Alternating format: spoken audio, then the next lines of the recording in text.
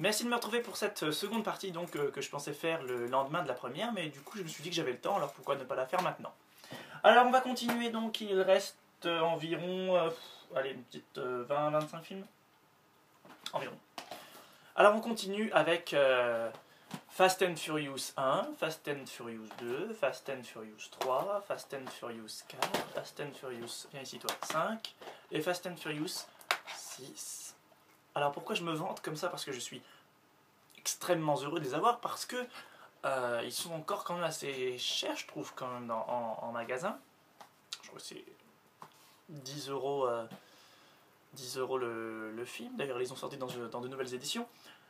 Enfin, tout ça pour dire que quand même, je les ai eu pour 2 euros le film. Donc, à peine donc 2, 4, 6, 8, 10, 12. Ouais, j'ai eu les 6 pour 12 euros. Donc, ouais, je me la pète. Ouais, je suis content. Donc, j'espère que vous aussi, vous les avez eu pour pas cher. Parce que franchement, ils sont en très bonne qualité, très bon état. Ils fonctionnent très bien. Que demande le peuple? Donc voilà, donc vraiment très petit prix pour la saga Fast and Furious. Au moins, je les ai. Voilà.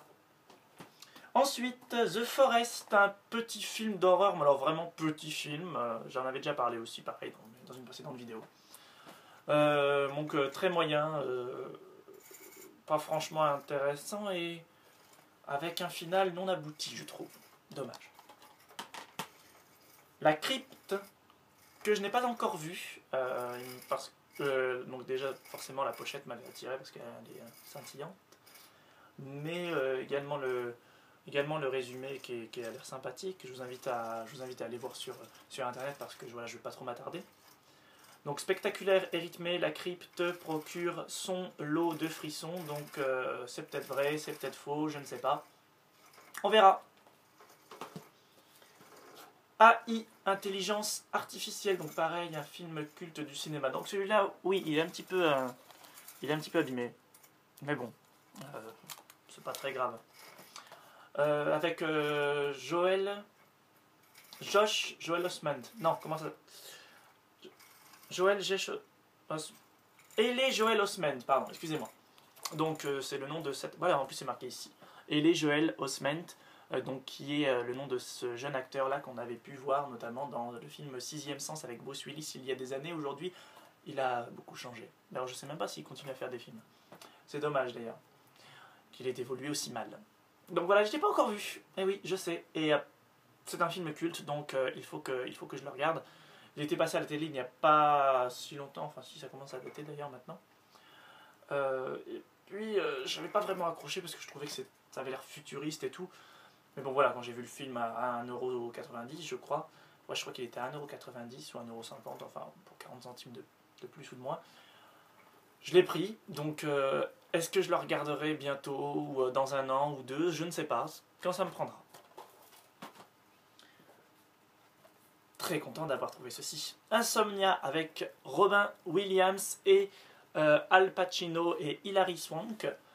Alors évidemment j'ai sauté dessus parce que quand j'ai vu que le film était avec Robin Williams, d'ailleurs j'avais fait une petite vidéo hommage à cet acteur que j'adorais tout simplement, franchement j'adorais cet acteur. Et apparemment dans ce film-là il joue le rôle d'un psychopathe, donc ça doit vraiment être intéressant de le voir dans un registre totalement différent de celui de la comédie. Ça semble vraiment très intéressant, je vais y jeter un coup d'œil très très vite. Les choristes, film français que j'apprécie. J'apprécie quoi. Sympa. Donc je pense que tout le monde a vu au moins une fois les choristes dans sa vie. C'est un beau film, assez émouvant. C'est un beau film, ouais. Qui a lancé la carrière de Jean-Baptiste Monnier. Enfin, la carrière si on veut, parce que je fais pas grand chose, hein, à part chanter dans Les Enfoirés. Ensuite, The Gates of Hell. Je l'ai pas encore vu, parce qu'il y a pas mal de films que j'ai pas encore vu. Il faut dire que je vais les acheter à une vitesse assez effrénée quand même, depuis un certain temps. Ce qui fait que j'en rapporte environ 10, une dizaine tous les 10 jours, ce qui fait que j'ai pas forcément le temps de tous les regarder en temps et en heure, parce que j'ai déjà énormément de choses à voir. Donc voilà. The Gates of Hell, j'ai pas entendu d'écho particulier comme quoi si c'était bien ou comme quoi c'était mal. Donc, enfin mauvais. Est-ce que c'est bien? Je ne sais pas. Pareil, à voir. Ensuite, Grâce. Alors, je m'attendais à quelque chose de vraiment bien, vraiment jubilatoire, un peu dans le style Né pour tuer. Je ne sais pas si vous connaissez. J'avais bien aimé à l'époque. Mais c'est nul. C'est vraiment pas intéressant. C'est très très lent, très très mou, beaucoup de blabla, très peu de gore, contrairement à ce que on pourrait croire. Franchement pas intéressant. Je ne vous le conseille pas. Ensuite, Underworld, donc pareil, un film culte que vous allez rire, je n'ai pas vu, parce que je ne suis pas fan des... Je ne suis pas fan des trucs de zombies comme ça. De zombies, de vampires, parce que les zombies c'est tout le contraire. Et pour le coup, je crois que même si je voyais les Wonderworld à petit prix, je ne sais même pas si je les prendrais, parce que franchement c'est pas mon univers du tout, c'est pas ma tasse de thé. Voilà. Ensuite, Rec. Donc, pourquoi Rec? Parce que j'ai Rec 2 là, quelque part dans mon étagère. Mais celui-là, je l'ai eu pour 5 euros, donc ça ne compte pas. Celui-là, je l'ai eu pour 1 euro. Donc voilà, il rentre dans la catégorie. J'adore ce film en found footage. Pourtant, le found footage n'est pas un genre que j'aime, vraiment. Même très très peu. D'ailleurs, j'ai vu le film Pyramide là, en found footage. Vous allez en entendre parler très très vite. Et donc, à part le projet Blair Witch et Rec, qui sont en found footage, ce sont les deux seuls films dans cette mode, on va dire, que j'aime. Tous les autres, j'accroche pas. Ou du moins, j'ai du mal. Et je trouve que c'est nettement moins efficace. Et voilà, Rec en found footage, c'est une bombe, c'est une tuerie. J'adore ce film. J'ai vu Rec 4 dernièrement, qui a encore une fois abandonné j'arrive pas à trouver mes mots, qui a encore abandonné le found footage, comme c'était le cas dans le 3e volet. Mais j'avais quand même bien apprécié Rec 4, mais voilà, il n'arrive pas à la hauteur de ce premier volet qui est juste sensationnel, surtout quand c'est la première fois qu'on le voit. Ensuite, Le Chaperon Rouge. J'avais pas trop apprécié ce film, avec notamment Gary Oldman, qui a un petit rôle dans ce film, il me semble. Oui, je ne me trompe pas, il y a bien son nom sur la jaquette, donc, mais j'ai pas vraiment accroché à ce film-là. Il est très bof, un peu dans la même veine que Twilight. Donc Twilight, j'ai pas vraiment accroché. C'est pas trop mon truc. Ensuite, très content pareil d'avoir trouvé ce classique de l'horreur, La Malédiction, réalisé par Richard Donner, qui est un film vraiment très sympa sur la possession. Il y a eu un remake il y a peu de temps, notamment avec Liev Schreiber, qui était bon, mais qui n'apportait vraiment rien d'original, puisque il est presque entièrement copié-collé sur cet original, donc autant voir l'original qui est vraiment bon. Voilà. Ensuite, je vais rapprocher la pile parce que j'en ai marre de tourner ma tête à 180 degrés. Christine de John Carpenter, pareil, un film culte, on ne présente plus ce film, vraiment très sympa. Pour 1 euro, voilà, j'étais très content de le trouver. D'ailleurs, je l'ai acheté le même jour que La Malédiction, vous voyez, en plus dans la même collection, donc la collection Angoisse. Donc Christine, voilà, très bon film, un film culte du genre, c'est pas vraiment de l'horreur, c'est plus du fantastique, voilà. Alors, Scary Movie 2, Scary Movie 3 et Scary Movie 4, très récemment aussi. 3 euros les 3, donc c'est une affaire. Très bonne qualité, toujours. Voilà, donc très content, pareil, d'avoir ces Scary Movie. Mon préféré reste le premier, mais j'aime beaucoup aussi le 4. J'avais bien aimé le 2, mais j'aime pas trop le 3. Alors, ah bah, on va les... Attendez, il y a un petit bug. Pourquoi il n'y a pas les autres?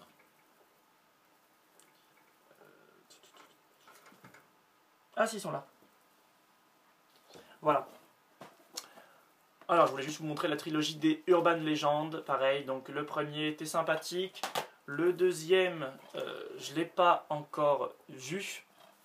Et j'ai trouvé Urban Legend 3 il n'y a pas longtemps. Un ami est venu dormir à la maison et m'a demandé si on pouvait le regarder. Donc il m'a dit que c'était des histoires indépendante à chaque fois, donc ça m'a pas dérangé, mais j'ai tellement pas accroché que je crois que j'ai fait autre chose en même temps. Ce qui est très rare quand même. Ensuite, un classique pour moi, enfin personnel, parce que je pense pas que tout le monde apprécierait ce film. Enfin, je sais pas, il est assez étrange, mais il est très perturbant. J'adore Brent Scan, avec notamment Edward Furlong, qui était un acteur exceptionnel à son époque. Euh, ce film-là, pareil, je l'ai cherché pendant des années, des années. La dernière fois que je l'avais vu, c'était en cassette vidéo, et quand j'ai trouvé en DVD à 1,50 €, j'étais fou de joie, j'étais vraiment heureux, quoi. J'étais, waouh, c'était trop bien, cool, quoi. J'ai trouvé Brent Scan, c'est génial.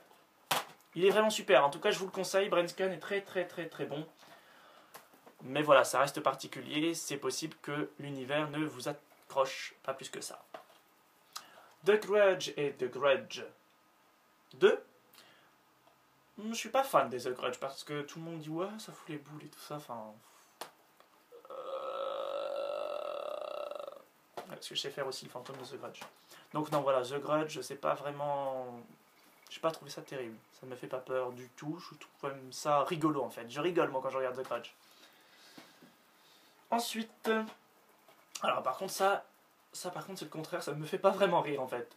Le projet Blair Witch et le projet Blair Witch 2 qui, il y a quelques années, étaient tout simplement considérés, que je considérais tout simplement comme les deux films les plus perturbants que j'ai vus. Il faut dire que j'ai cru pendant des années et des années que le projet Blair Witch était une histoire vraie et que c'était vraiment le film qu'ils avaient récupéré que c'était vraiment le film original et que les acteurs dans le film étaient de vrais gens et que c'était vraiment leur vraie histoire qu'ils nous montraient, quoi. Et c'était vraiment très très perturbant. Film en food footage, comme je l'ai dit pour Rec, le film, enfin l'un des deux films les plus réussis en food footage. Ce film-là était pour moi vraiment sensationnel, mais j'avoue que depuis que je sais que ce n'est pas réel, l'effet est beaucoup moins accrocheur. Je trouve ça même dommage. J'aurais limite préféré ne pas le savoir. Maintenant que je sais que ce n'est pas une histoire vraie, l'impact est beaucoup moins fort. Et le projet Blair Witch 2, pareil, que je trouve très bon et très perturbant aussi, très réussi.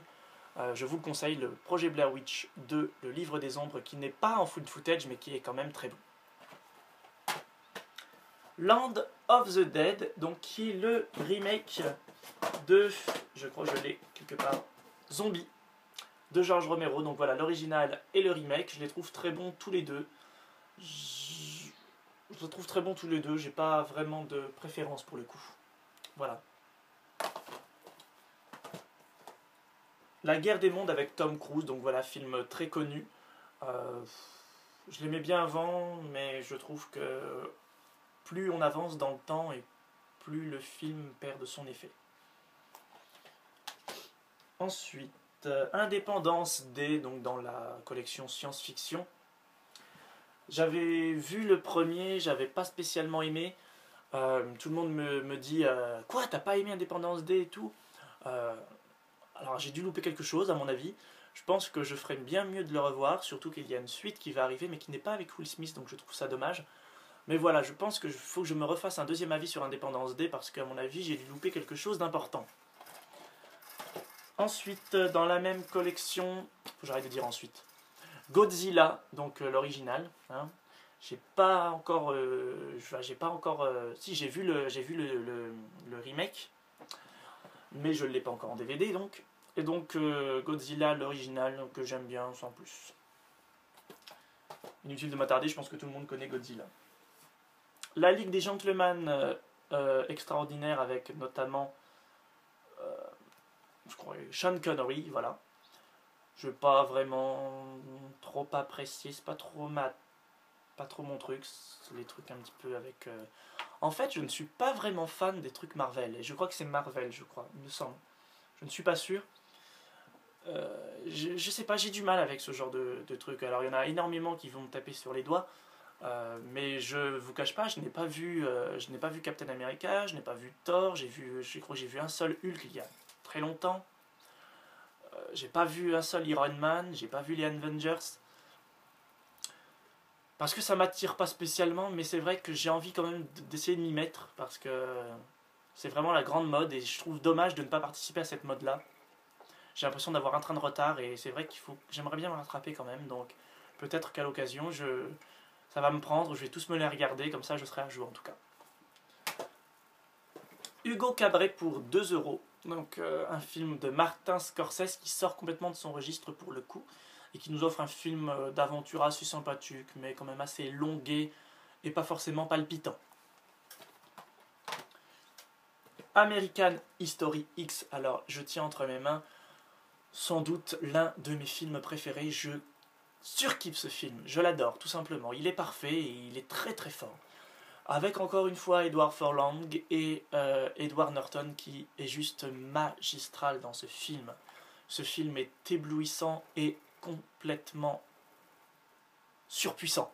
Voilà, j'avais envie de sortir un mot vraiment, vraiment fort pour qualifier ce film, surpuissant. Voilà, c'est le mot qui qualifie pour moi le mieux American History X, que j'adore et que je ne me lasse pas de revoir au moins peut-être une fois par mois.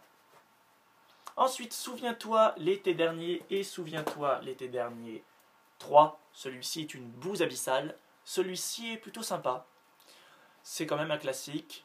Ouais, pour le coup, c'est un classique de l'horreur. Alors, je ne comprends pas cette merde qu'ils nous ont fait avec le 3. Je comprends pas. Il faudrait que je me renseigne sur le pourquoi du comment et qu'est-ce qui a donné envie aux producteurs de nous pondre ça. Parce que franchement, c'est complètement con. D'autant plus qu'il n'est fait aucune allusion à Jennifer Love Hewitt et enfin, je trouve ça vraiment dommage quoi. C'est vraiment bizarre. Excusez-moi, hop, j'ai un petit problème avec la batterie. Et donc pour terminer cette catégorie de films à moins de 2 euros, Dark Skies, qui raconte l'histoire d'une invasion extraterrestre un peu hors du commun et pareil avec un final complètement inabouti. On est là et on se dit c'est tout. Ça se finit comme ça quoi. Voilà, donc vraiment Dark Skies promettait du lourd et au final on n'a vraiment pas grand chose, on a l'impression juste que les réalisateurs, les producteurs, tout ça, toute l'équipe ne savait pas comment terminer le film, donc voilà. J'aimerais bien pour le coup un Dark Skies 2. J'aimerais bien une suite quand même, parce que je trouve que c'est pas fini, c'est inachevé. J'ai l'impression qu'il reste des choses à dire. Voilà, donc merci encore une fois de m'avoir suivi pour ces 2 vidéos donc, de mes films à petit prix. Parce que j'ai tendance à aller vers l'économie, vous avez compris, plus pour enrichir ma collection que plutôt sauter sur les nouveautés. Mais vous allez voir dans ma prochaine vidéo, ou peut-être dans celle d'après encore, que pour le coup je n'ai pas vraiment visé l'économie, car je me suis fait un petit plaisir sur la série The Walking Dead, donc qui va arriver je pense très prochainement. Et donc je vous ferai une vidéo là-dessus. Merci encore une fois de m'avoir suivi, et à très vite.